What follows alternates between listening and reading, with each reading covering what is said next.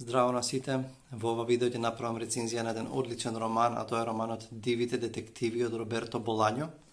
Роберто Болањо е чилеански писател, роден во 1953 година, а се жалумира на 50 годишна возраст во Шпанија во 2003 година. Повеќето од книгите што ги напишал, повеќето од романите што ги напишал и што ги објавил, ги напишал во последната деценија од неговиот живот. Претходно бил посветен на поезијата и таа била негова прва љубов и обсесија и страст. И таа е централна тема или еден од главните елементи во овој роман. И тој напишал претходно неколку романи кои што добро поминале кај критиката и кај читателите. Меѓутоа во 98 година кога го објавува Дивите детективи, на вистина представува одредена сензација, особено во јужноамериканската литература и се смета за еден од култните романи на таа литература.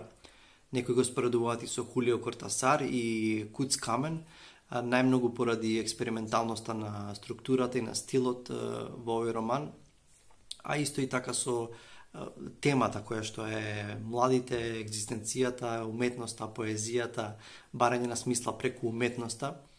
На едно место еден новинар пишува во една статија дека со овој роман предизвикал возбуда кај читателите и критиката, исто каква што имало кога во 67 Маркез го издава 100 години самотија. Јас го имам ова издание на македонски, значи Дивите детективи, издание на издавачка куќа 3 во 2018 година и превод од шпански Катерина Јосифовска, значи на македонски можете да го читате ова дело. Овој роман. Романот е поделен на 3 дела. Првиот дел, кој што има некои си 120-130 страници, се вика Мексиканци изгубени во Мексико и се случува во периодот меѓу ноември и декември 75 година во Мексико Сити. Точно до новогодишната ноќ меѓу 75 и 76 година. Нараторот е Хуан Гарсија Мадеро, едно 17 годишно момче, кој што живее со неговиот тетин и неговата тетка, сака да студира литература, обседната со поезијата, меѓутоа не му е дозволено, се запишува на право и нарацијата тоја води како во облик на дневнички записи и запишува во неговиот дневник и гледаме што се случува со неговиот живот во тоа време. Оно што е интересно е што тој оди на разни читања поетски, на разни предавања и таму ќе се запознае со една група на млади луѓе кои што се нарекуваат, сметаат дека се дел од движењето висцерален реализам или тие се висцералните реалисти. Тоа се група на млади луѓе кои што се следбеници на тој правец и тие сметаат дека тој правец почнал во 20-тите години во Мексико, тој поетски правец, тој поетски стил. И тие се во потрага по една култна поетеса од тој стил, Сезарија Тинахеро, за која што многу малку се знае, таа е мистериозна, таинствена личност и тие се во потрага да дознаат повеќе за неа или да ја најдат и да дознаат нешто повеќе за незината поезија. Тоа се главните ликови, лидерите на водачите на тоа друштво се Артуро Белањо и Улисес Лима. Двајца многу интересни ликови кои што подоцна всушност тие се главните ликови во овој роман. Во ликот на Артуро Белањо, кој што е пребегнат поради диктатурата во Чиле, е пребегнат во Мексико Сити, всушност тоа алтер его и Роберто Белањо открива многу автобиографски моменти во овој роман од неговиот живот. Всушност на некој начин тој е Артуро Белањо и Роберто Болањо. Тие се страствена група на луѓе, одат на предавања, се расправаат, не ги сакаат познатите мексикански писатели, Октавио Пас не го сакаат, кои што веќе се востановени, Пабло Неруда. И тука почнуваат да се дружат со Мадеро, тој влегува во тој круг на пријатели, на тие млади луѓе, влегува го открива светот на сексот, на дрогата, на седење до доцна во кафулињата во Мексико Сити, разговарање за поезија, на секаде одејќи со бележник, со тетрадка и со молив за да запишува стихови. И тука низ неговиот живот го гледаме и животот на тоа друштво, на тие млади луѓе, се до вечерта на 31 декември 1975 година. Во меѓувреме, она што се случува, една проститутка бега, една млада девојка бега од својот макро и се крие во куќата на една нејзина другарка која што е дел од тоа друштво на тие млади поети.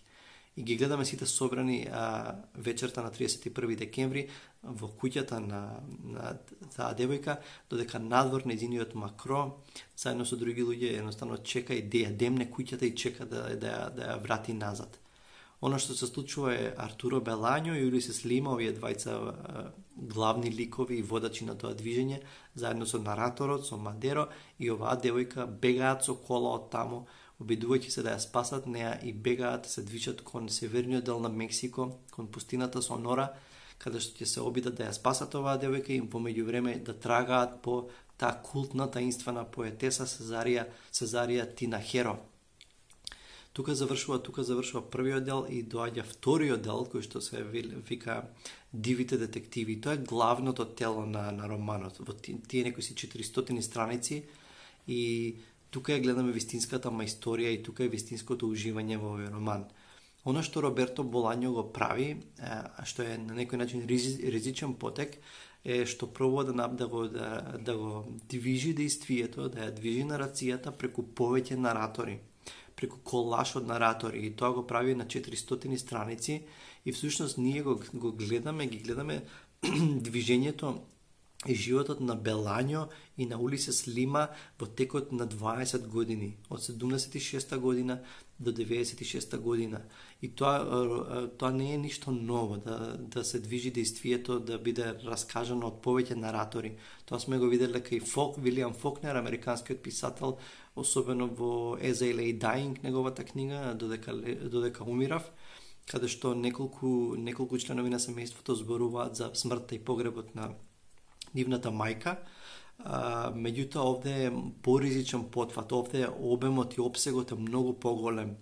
И тука буквално ова е во облик на интервјуа со разни луѓе кои што ги познавале, нивни познаници, љубовници, дечковци, девојки, издавачи, писатели, поети од Мексико, и запишани се во облик на интервјуа, и пред секоја нарација стои име на тој што зборува, место каде баш новинарски, место каде што зборува и која година. И ние го следиме движењето на овие двајца ликови низ целиот свет, низ Никарагва, Африка, Израел, Австрија, голем дел во Шпанија, во Италија, во Барселона, и го гледаме нивниот живот, нивниот немирен живот постојано во движење. На некои места гледаме дека пробуваат да се сретнат, и тоа Болањо го прави на мајсторски начин. Повторно ќе кажам, ги гледаме овие ликови доживеани низ призма на овие наратори, кои што ги познавале во одреден момент овие млади луѓе. И оно што е интересно, што и двата лика не се допадливи. Ги гледаме и со нивните позитивни и со нивните негативни страни. И Болањо не се обидува да ни изнесе некаков си јунак, додека имаме некаков негативец во приказната. И некои луѓе коментирале дека ова е приказна за ништо и ништо на некој начин нема една нишка, нема едно сиже стандардно, онака, каде што имаме некој заплет, кулминација и после имаме разрешница. Туку само имаме сцени, имаме колаж, и некој рекол, ова е како да разгледуваш многу материјали за документарен филм. Приказна во приказна го има тој метафикциски елемент, меѓутоа Болањо ризикувал и мислам дека успешно го прави тоа. Зошто? Затоа што ни секој од овие нарации, ни секој од овие извештаи ни го држи нашето внимание на феноменален мајсторски начин.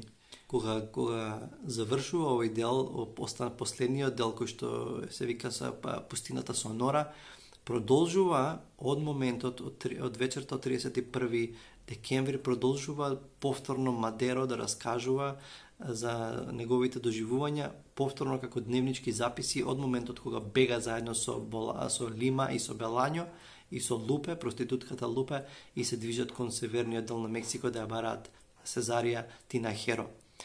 Тука ќе видите како е развршницата на романот и што се случува во тие 50 страници. Романот е одличен роман, Може да се случи да не уживате во него токму затоа што има одредена експерименталност во структурата и начинот на раскажување.